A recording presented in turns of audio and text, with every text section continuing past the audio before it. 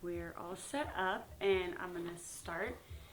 Easiest question first. I'm just going to have you give me your full name, how to spell it, and then what you're running for. Steve, I'm kidding. I was like, I'm in the wrong place. Easiest question to start. I thought it was a joke. Josh Throneburg, JoshThroneburg. Awesome.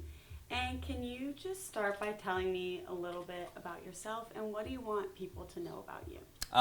Grew up on a farm, married with 2 young daughters, and I got in the race because of my kids. You know, I'm someone who looks at kind of the trajectory of planet, democracy, racism, sexism, and thinks we need to make some adjustments to provide a better future. And so I got in the race because of that. Awesome. And can you tell me what are some of the challenges that we're seeing in the 5th District over the next few years? Yeah, I mean, one of the big ones is we got rising prices right now, so everything's more expensive, groceries and gas and school and automobiles. So that's a big one that people are struggling with. Affordable housing is a part of that, making sure that people have access to that. And then we have a lot of farmers in this area, and so the reality of what climate change does is it, changes all of the things that farmers rely on to be steady in order to keep those farms profitable. And so there are a number of things I think people are facing both right now and in the next few years. Definitely. And what are some things that can be done to mitigate these issues? Well, I think with prices, there's lots we can do. We just passed the CHIPS Act, and that brings semiconductor building right here into the country. So right now we're reliant on Taiwan for that, which means supply chain issues, rising prices, and that makes cars and computers and everything more expensive. So we can make things more here in the U.S., which will bring down prices.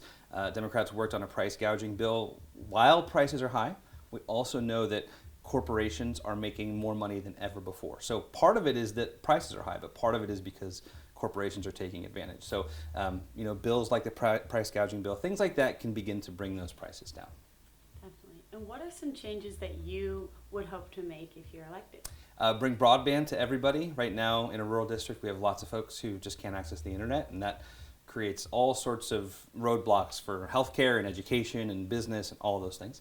I want to make sure that people in our district have access to food, access to housing, basic things that you need that some people in the district still struggle with because it's too far away or it's too expensive. So dealing, especially with those rural communities, making sure they have access to their health care and access to education, get to a grocery store, get affordable housing. Those are all just kind of everyday needs that people are facing. Definitely. And you mentioned earlier you got into this because your kids, but can you elaborate a little bit on why you decided to run? I mean, there are so many ways that you can try and fix the future. But the reality is the halls of Congress, where we create policies and pass laws that set us on a trajectory, is one of those things you do, right? And I remember talking to my wife one day and just saying, like, if there's a room where they make decisions about kind of where we're going as a future, I want to be in that room. And I think, again, you can do so many things, but our legislators make a big difference on the everyday lives of the people they represent. And so I think that's a conversation I want to be a part of. And why do you believe you're the best choice to represent the 5th Congressional District? I mean, I think our current congressman just hasn't gotten anything done, right? He brought no money, he brought no projects, he's passed no legislation. I think if you're going to go and if the people are going to pay you to represent them in D.C., you should get some work done. I think also beyond that, I've spent half my life on the farm, half my life in the cities. I've been a Republican for half my life and a Democrat for half my life.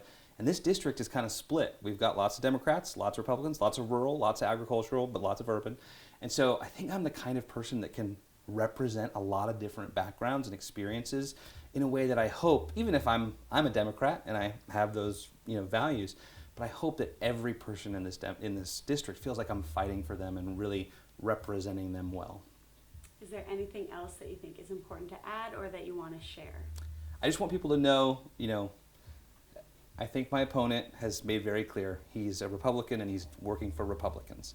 I'm going to work for everybody, and I want people to at least know that even if I'm coming at this as a Democrat, I'm going to fight for every person in this district. Awesome. Thank you so much for Thank taking the time you. to talk with me. No problem.